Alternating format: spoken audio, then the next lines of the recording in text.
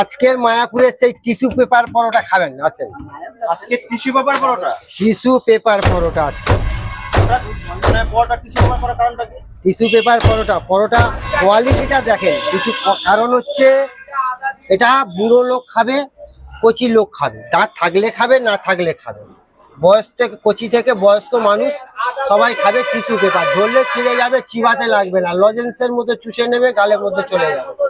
Super fast খাবার, super fast তরকারি একেবারে। মানে টিস্যু পরোটা, এটা টিস্যু পরোটা করছি আজকের জন্য, আজকের জন্য করছি। কারণ আজকের দোকানে দেখেন আমার বেশিরভাগ আসছে বয়স্ক মানুষ, তাদের জন্য টিস্যু পেপার করছি এটা। মানে বয়স্কদের কথা মাথায় রেখে দেখেন দেখেন, হ্যাঁ।